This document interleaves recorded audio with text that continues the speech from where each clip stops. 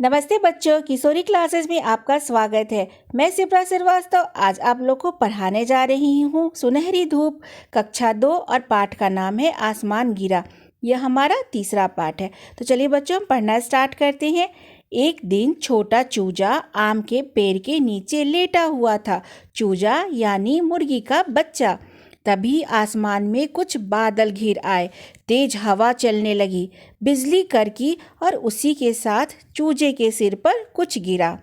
क्या हुआ कि एक दिन छोटा सा चूजा जो था यानी मुर्गी का जो बच्चा था, वह आम के पेड़ के नीचे लेटा हुआ था, आराम कर रहा था। तभी आसमान में क्या हुए कि कुछ बादल घिर आए और हवाएं तेज चलने लगी, बिजली कड़की और उसी के साथ उसके सिर पर कुछ गिरा। तो जो चूजा था वह चौंक कर ऊपर देखा। चूजा घबरा गया और तेजी से भागने लगा। भागते भागते वह चिल्ला रहा था, भागो भागो, आसमान गिर रहा है। चूहे ने चूजे को तेजी से भागते हुए देखा तो उसने पूछा, क्या बात है, क्यों भाग रहे हो? क्या हुआ कि जब कुछ उसके सिर पर गिरा तो उसे लगा कि कुछ हमारे ऊपर गिर गया है, शायद कहीं आसमान तो नहीं गिर गया है। और वह तेजी से भाग रहा था डर के मारे। डरते डरते तेजी से जब वह भाग रहा था तो उसे रास्ते में क्या हुआ कि चूहा मिला। चूहा ने उससे पूछा कि क्या बात है, क्यों भाग रहे हो? तो चूजा बोला कि भागो भागो, आसमान गिर रहा है। अब चूहे ने ना इधर की सुनी ना उधर की, कुछ वह समझा नहीं और वह भी क्या हुआ कि घबरा गया। घबरा कर वह भी उसके साथ भागने लगा। वह भी भागो भागो चिल्लाते हुए चूजे के पीछे भागने लगा। आगे जाने पर एक खरगोश मिला। क्या हुआ, चूजे को चूहा मिला, फिर उसके बाद खरगोश मिला। खरगोश ने जब यह सुना तो वो भी घबरा गया। आगे चूजा था, पीछे चूहा और फिर उसके पीछे खरगोश। तभी उधर से एक लोमड़ी गुजर रही थी।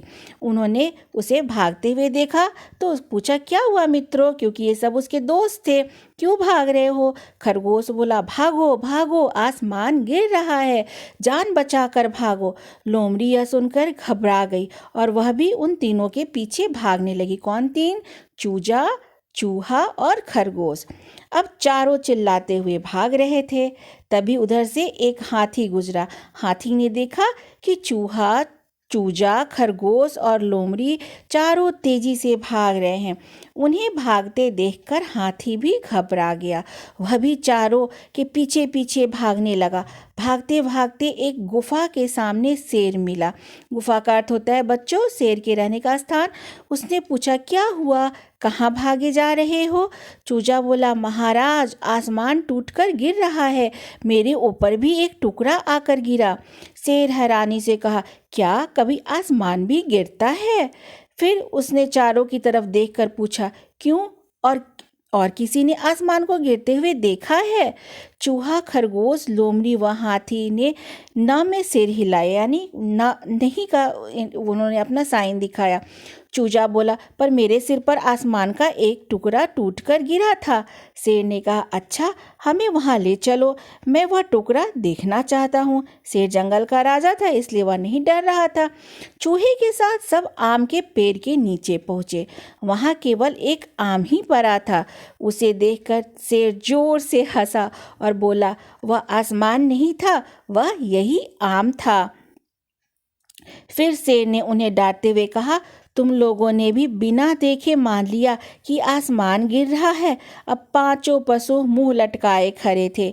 और क्या इससे हम लोग को क्या सीख मिली बच्चों? कि हम लोग को बिना जाने परखे, बिना जाने सोचे किसी के पीछे नहीं भागना चाहिए। क्योंकि वो जो चारों जानवर थे उन्होंने चूजे की बात पे विश्वास कर ली और वो भी डर कर भागने लगे। यदि वो पहले देखे रहते तो उन्हें डर नहीं लगता ना, वो जान जाते कि आसमान नहीं गिरा है, आम गिरा है। तो यहाँ पर बच्चों शब्दार्थ दिया हुआ है, तो इसको आप लोग को याद करना होगा। जैसे कि चूजा, चूजा का अर्थ होता है मुर्गी का बच्चा। बिजली कड़कना यानी आवाज के साथ बिजली का चमकना। गुफा, शेर के रहने का स्थान। मुंह लटकाना, यह एक मुहावरा है। आगे चलकर आप लोग को पता चलेगा कि मुहावरा क्या कहलाता है। तो शर्म के कारण चेहरा नीचे कर लेना। साथ ही यहाँ पे श्रुतलेख के कुछ शब्द हैं बच्चों, जैसे चूजा, खरगोश, मित्र, लोमड़ी, टुकड़ा, पशु, मुंह, चौंककर, डांटते, पाँचों। तो ये श्रुतलेख वाले शब्द हैं ना बच्चों। मैं आप लोगों को यह बताना चाहूँगी कि यदि आप लोग श्रुतलेख लिखना सीख लेंगे, यानी इन सारे शब्दों को लिखना सीख लेंगे, करेंगे तो इस चैप्टर का क्वेश्चन आंसर करने में आप लोगों को कोई दिक्कत नहीं आएगी, क्योंकि जो कठिन शब्द हैं वो आप लोगों ने याद कर लिए हैं और इन्हीं शब्दों से आपके उत्तर मिलेंगे। तो इस पर आप लोग विशेष ध्यान दीजिएगा, साथ ही साथ शब्दार्थ भी याद करिएगा। अगर आप लोग को मेरी कहानी अच्छी लगी तो आप लोग इसे लाइक करिएगा, शेयर करिएगा, सब्सक्राइब करिएगा, कमेंट बॉक्स में कमेंट ज़रूर लिखिएगा। धन्यवाद बच्चों।